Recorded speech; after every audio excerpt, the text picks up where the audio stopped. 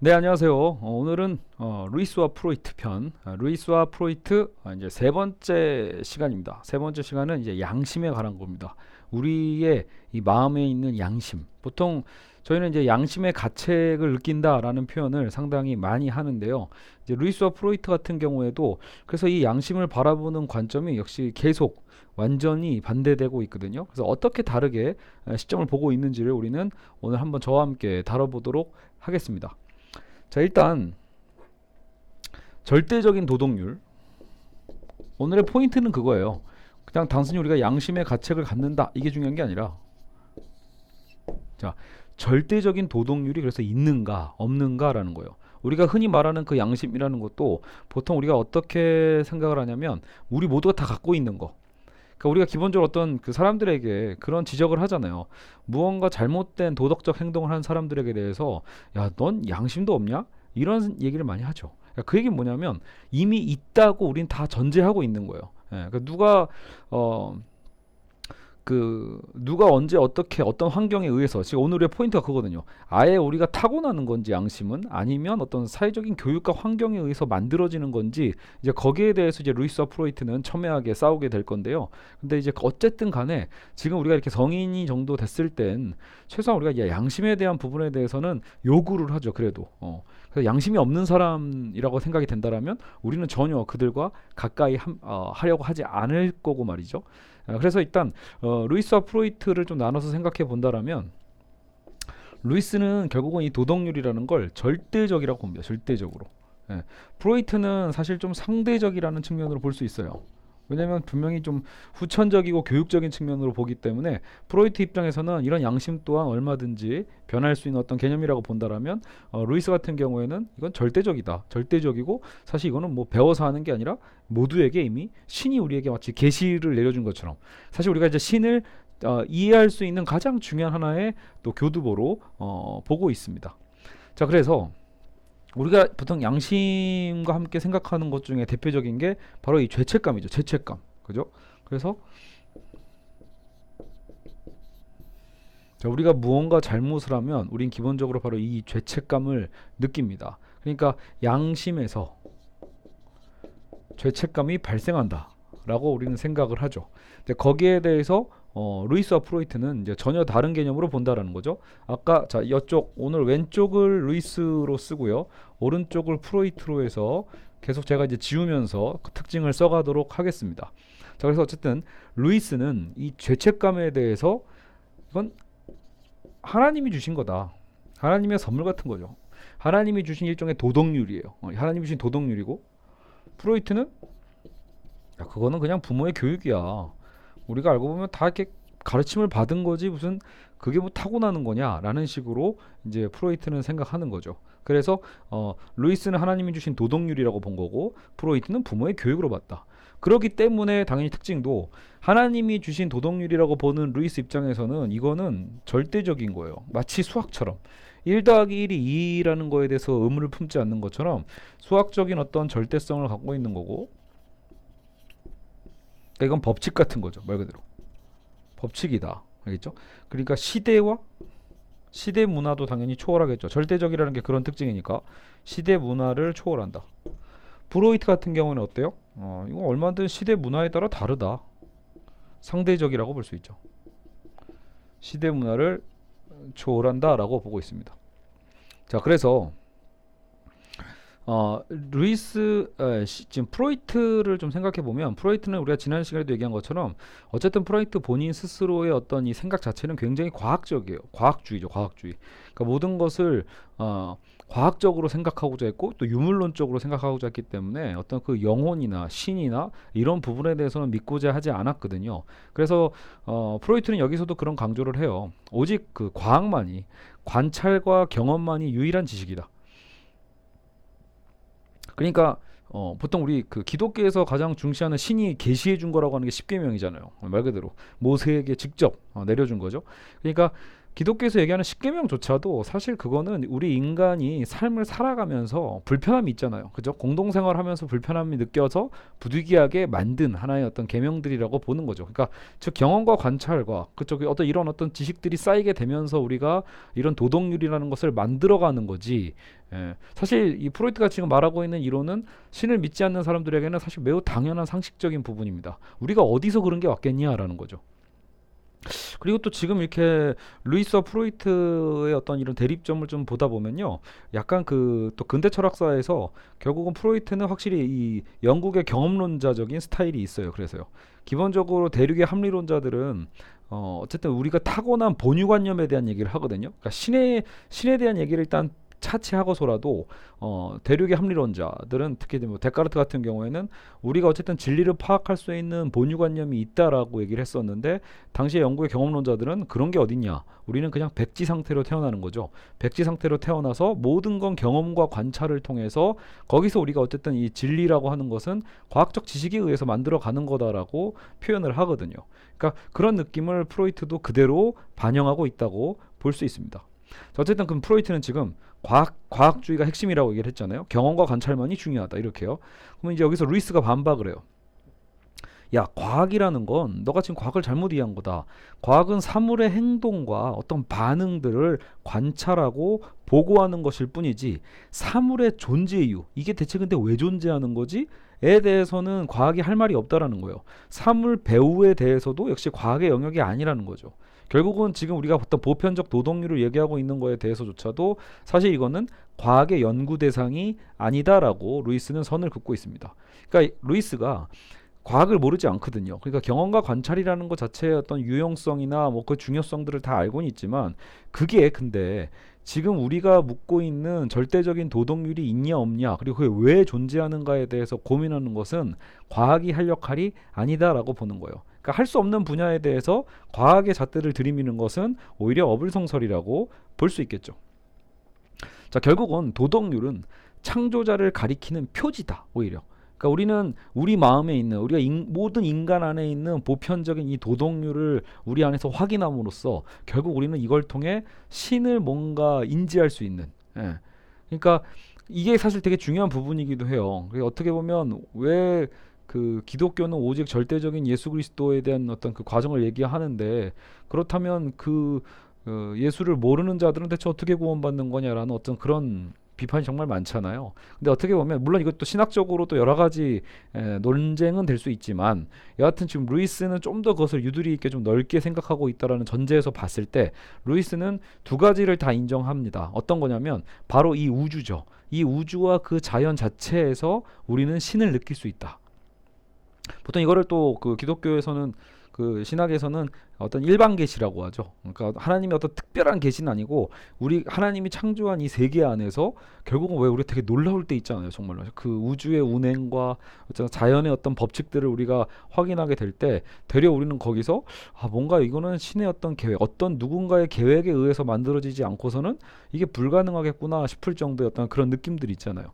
그런 걸 일반 계시라고 하죠. 그러니까 하나님이 만든 우주 자체가 어쨌든 창조자를 가리키는 표지가 되는 거고요.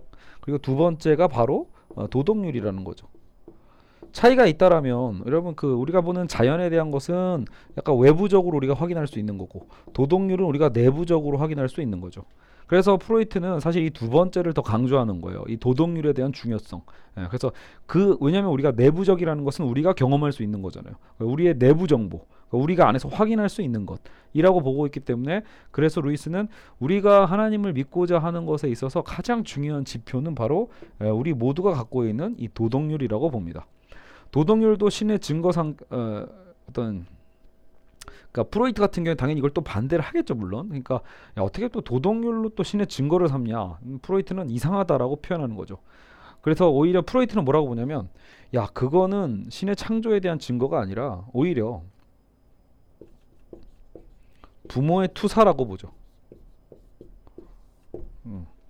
그러니까 부모를 우리가 옳고 그름이라는 것 자체를 우리가 어때요? 부모의 권위 속에서 나온다라고 보는 거예요. 그러니까 아까도 얘기했지만 부모의 교육이라고 봤다라는 건 부모에 대한 권위에서 사실 우리의 존경성도 나온다라고 프로이트는 생각하고 있거든요. 알겠죠? 그래서 하나님은 우리 부모의 권위, 우리 각자의 어떤 부모의 권위를 투사해서 만들어진 오히려 그러니까 뭐예요? 하나님이 피조물인 셈이죠. 예. 이것은 어떻게 보면 어, 뭐랄까요? 전형적인 유물론적 사고의 포인트기도 해요. 예, 그러니까 신이라는 것은 신이 있고 신이 우리를 외화시킨 게 아니라 우리 인간이 신을 외화시켰다라고 그때 포이어바가 얘기했던가요? 그래서 하나님은 부모의 권위를 투사한 거고, 그러니까 하나님 자체는 결국은 우리가 어떤 필요에 의해서 사실은 만든 하나의 어떤 이미지라고도 볼 수 있죠.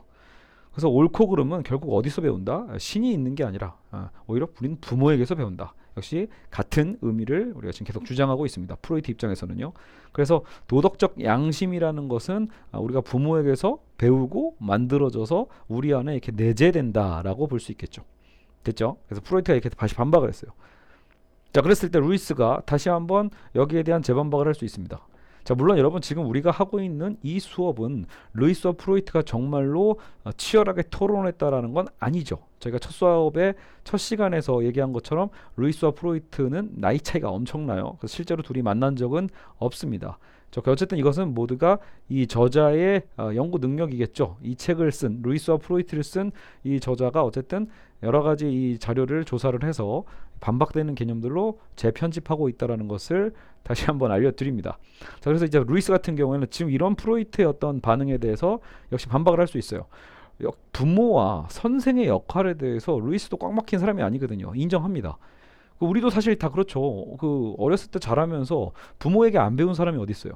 선생님에게 안 배운 사람이 어디 있어요? 그러니까 좋은 선생님과 부모를 통해서 우리가 결국은 어떤 옳고 그름과 양심에 대한 것을 배우고 강화시킨다라는 것 자체에 대해서는 루이스도 인정을 한다라는 거죠.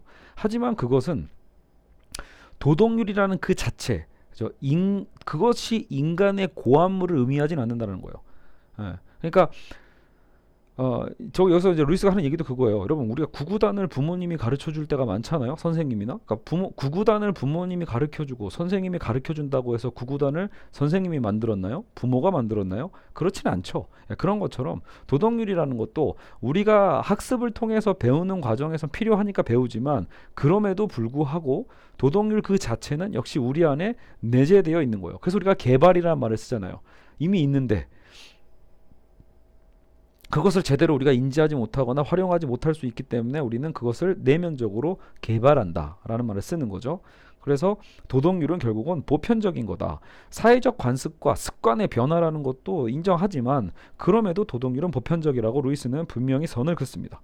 그래서 우리가 순전한 기독교에서 첫 편에서도 그랬고, 사실 지난번 이 루이스 프로이트 시간에서도 루이스를 설명할 때 우린 이 두 가지를 분명히 기억해야 되죠. 첫 번째 뭐예요? 인류 모두가 해야 한다, 하지 말아야 한다에 대한 경험을 어때요? 모두가 다 갖고 있다라는 거예요. 어떤 문화이든 간에, 어떤 문명, 고대 문명이든 간에, 실제로 루이스는 이 문헌적인 측면에서 굉장히 많은 연구를 해봤었잖아요. 그래서 다 확인을 본인이 합니다. 고대 이집트, 고대 바빌론, 인도, 중국, 그리스, 로마, 이런 부분에서 루이스가 실제로 다 있음을 보여주거든요. 그때 나왔던 문헌과 여기 속에 무엇을 해야만 하고 무엇은 절대 하지 말아야 하고, 이런 어떤 부분들에 대해서 다 확인된다라는 거예요.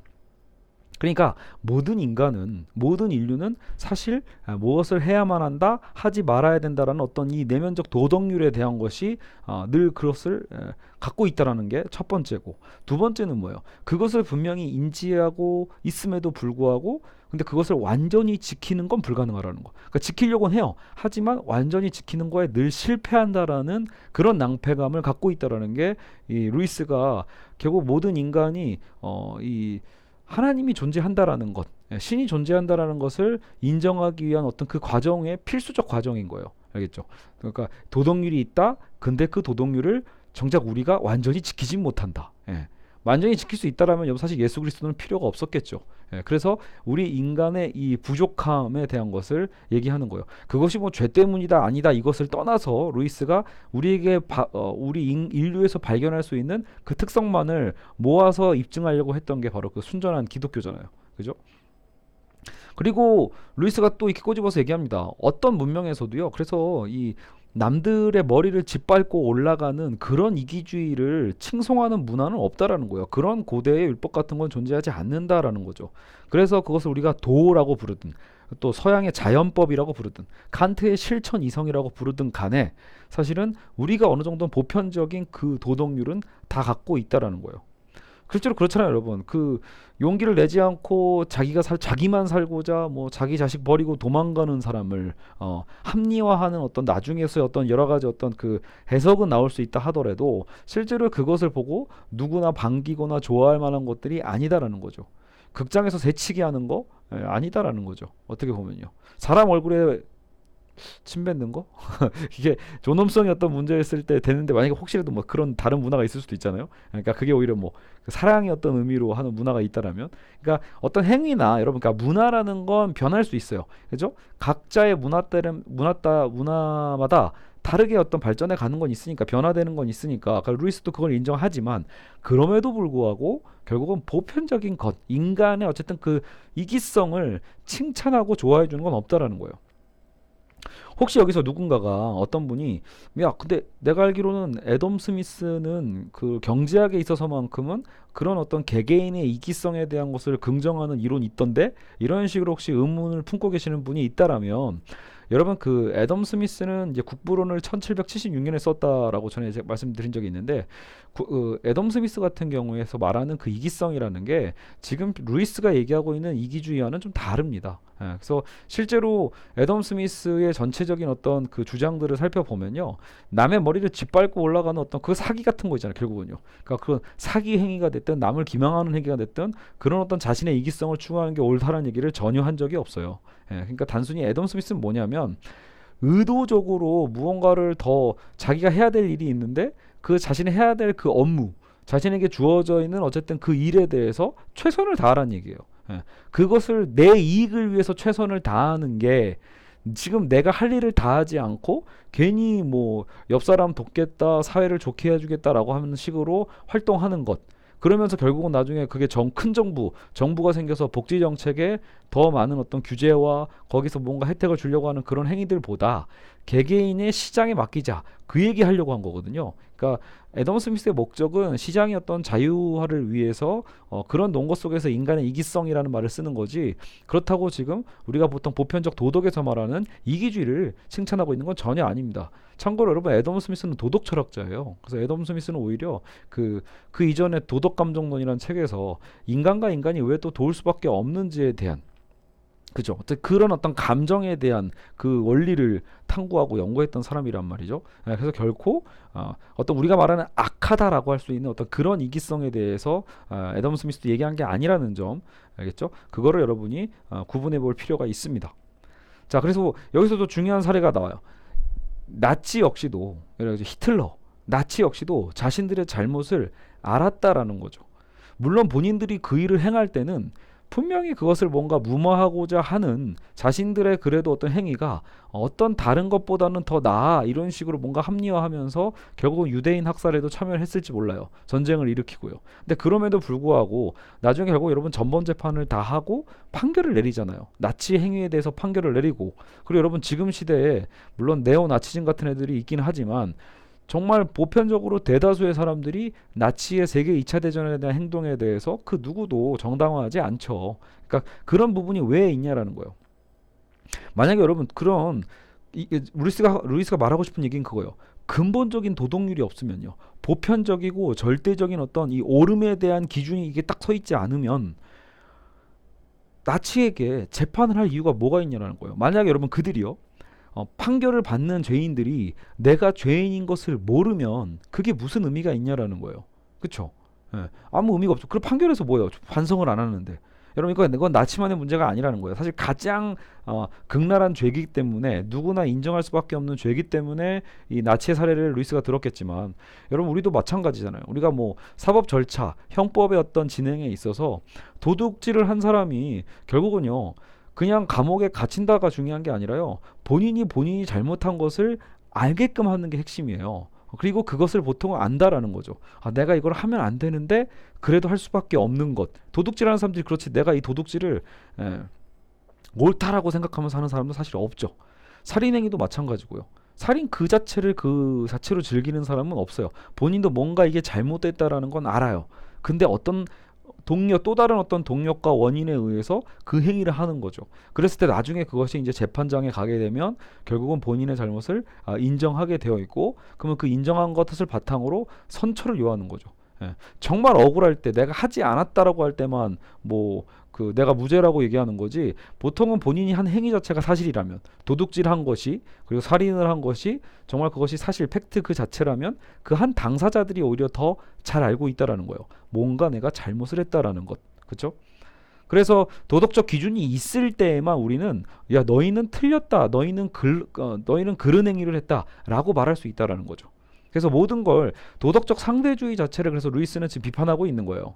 보통 여러분 이제 우리가 근대에서 현대로 넘어갈 때, 현대의 포스트 모더니즘이라고 했을 때 보통 이 도덕적 상대주의의 문제가 나타나거든요. 너도 옳고 나도 옳고 그냥 모두가 옳은 거야, 뭔가 이런 식으로 얘기를 한다라는 거죠. 근데 거기에 대해서 루이스는 매우 유감을 표명하는 측면이 있는 거예요. 위험하다라는 거죠. 그런 흐름은 분명히 우리는 하나의 바로선 도덕적 기준을 갖고 있다라는 거예요.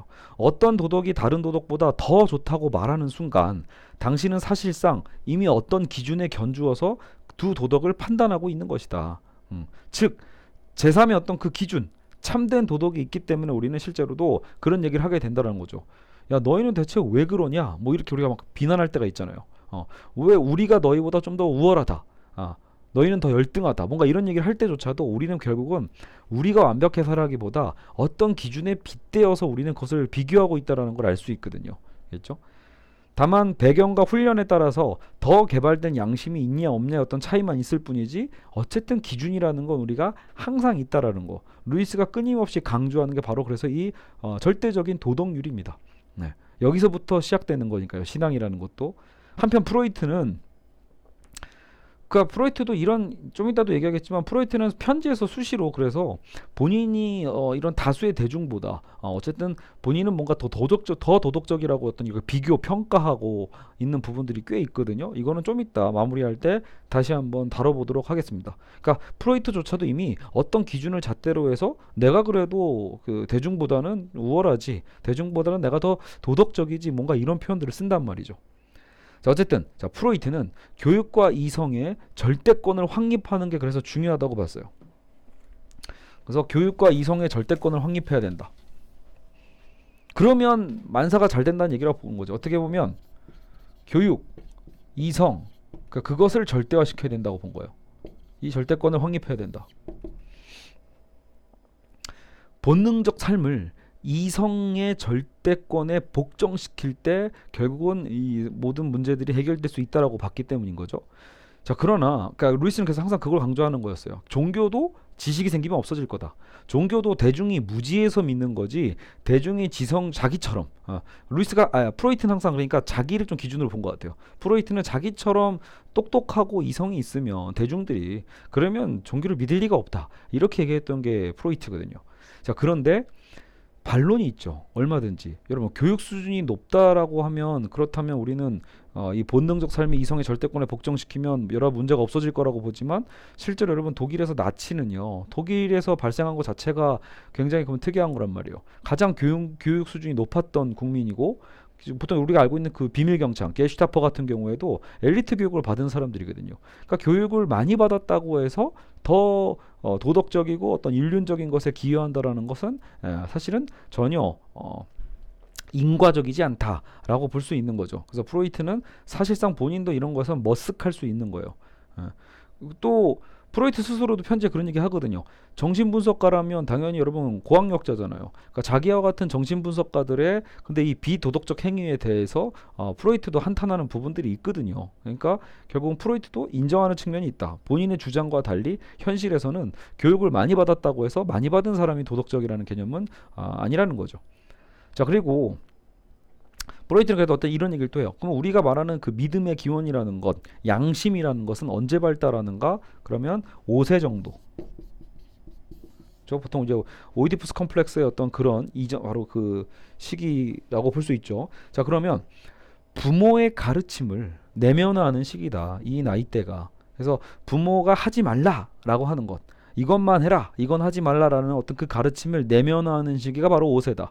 그러니까 그것이 이제는 일일이 부모가 이제는 관여하지 않더라도 우리 안에 이미 내면화됐으니까 그게 양심이고, 또 그게 우리 정신분석에서 얘기하는 초자아죠. 그렇죠? 자꾸 관여하고 어떤 법이자 질서이자 어쨌든 그런 무의식을 상징하는 거죠, 초자아는요. 그래서 양심과 초자아가 발생해서 이것이 끊임없이 우리 안에 재판관 기능을 한다. 예, 그러면 이 사회는 도덕적이고 사회화가 될 수 있다라고 보는 거죠. 사회화의 기능을 다할 수 있게 된다라고 보는 겁니다. 알겠죠? 그러니까 이런 부분은 뭐 또 듣고 보면 또 그럴싸해요. 그렇죠? 어떻게 보면 중요한 건 어쨌든 루이스와의 차이는, 프로이트는 철저하게 이게 어쨌든 후천적이다라는 거죠. 후천적으로 부모의 가르침이 내면화된 거다라고 보는 거예요. 또한 죄책감 같은 것은 질병 치료에도 효과가 있다라고 프로이트는 봤어요. 이게 무슨 말이냐면, 어쨌든 지금 정신질환을 갖고 있는 환자들 중에 이런 죄책감이 드는 경우가 있단 말이에요. 죄책감 때문에 막 힘들어해. 근데 그걸 어떻게든 잊어버려라, 뭐 무시해버려라, 이렇게 얘기하는 것보다 프로이트는 오히려 그 원인을 찾는 게 목적이잖아요. 결국 죄책을 내가 갖고 있다라는 건 그 죄책의 궁극적 원인이 실제로 이제 이 과거의 사건에 있을 수 있다라는 거예요. 결국 그 과거의 사건을 드러내기 위한 하나의 원인과 매개체로서 죄책감은 또 치료에 효과가 있다라고도 봅니다. 정신치료에. 그래서 그 감정의 근원을 찾는데 도움을 주기도 한다고 해서 프로이트는 어쨌든 이 죄책감 자체에 대해서는 부정적으로 보고 있지 않는 거예요. 근데 루이스는 정신분석의 위해성을 비판했었거든요. 어떤 게 문제냐면, 정신분석이 너무 대중화되면서 결국은 우리가 어때요? 우리의 어떤 욕망이 무의식으로 억압되어서 무의식화되었다라는 어떤 이 전제 자체가, 인간이 진짜 정말 많은 것을 하고 싶어 하는데 정말 많은 것들이 이 사회적인 어떤 억압 속에서 그죠? 드러나지 못하고 그래서 병이 생기는구나 라는 어떤 개념을 좀 갖게 됐잖아요. 그러다 보니까 우리가 어느 정도는 야, 너무 억압하고 살면 안 돼, 이런 개념을 많이 얘기를 하죠. 저도 사실은 현실에서 그런 얘기를 많이 한단 말이에요. 학생들한테도요. 근데 지금 루이스가 걱정하고 있는 건 그거예요. 이런 정신분석의 대중화 속에서 결국 사람들이 스스로 본인이 잘못한 것을 알면서도 잘못하지 않았다라는 합리화의 근거로서 이런 정신분석의 계열들을 너무 남용하게 된다라는 거죠. 무슨 말이냐면, 여러분, 수치심이라는 거 있잖아요. 죄책이라는 것, 수치심이라는 건 루이스 입장에서는 뭐예요? 우리의 보편적인 양심과 도덕률이 잣대를 들여댔기 때문에 정확히 구분해 준 거거든요. 야, 지금 너 잘못한 거 맞아. 너 지금 친구를 속였잖아. 지금 네가 더 어떤 이익을 누리려고 부모를 속였고 친구를 속인 거잖아. 그래서 너 지금 죄책감이 들고 있는 거야 라고 도덕률이 딱 얘기해 주는 거거든요.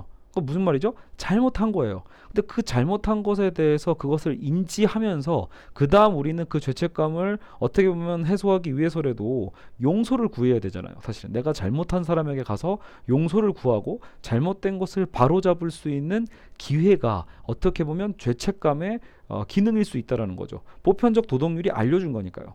근데 정신분석에서 말하는 것은, 야, 지금 네가 너무 억압됐고 너는 할 수 있는 것을 사실 어느 정도 할 수 있어야 되고, 그리고 수치심이라는 것 자체가 위험하고 해롭다라는 어떤 인상을 대중에게 심어줘서는 안 된다고 이제 루이스는 얘기하는 건데, 왜냐하면 아까도 얘기했지만 자칫 비겁하고 거짓되고 사기 등 야만적 행동에 대해서 관대해질 수 있게 된다라는 거예요. 이 정신분석이라는 것은. 그렇죠? 그러니까 보통 여러분, 사실 저도 대표적인 예가 그거예요. 남학생들은 뭐 이런 거죠. 어릴 적에 그 자유행위를 하는 것에 대해서 기본적으로 어떤 이 죄책감이 드는 경우가 실제로 되게 많아요. 청소년기에 자라날 때요. 그랬을 때 사실 여러분, 자유행위 자체가 물론 저도 죄라고 생각하지는 않습니다. 근데 문제는 뭐냐면, 결국은 성경에서 말하고 있는 그 음란한 죄라고 표현을 할 때 그 죄에 대한 그 인상, 그러니까 내가 결국은 무엇을 상상하냐라는 게 문제라는 거예요. 결국은 10대 청소년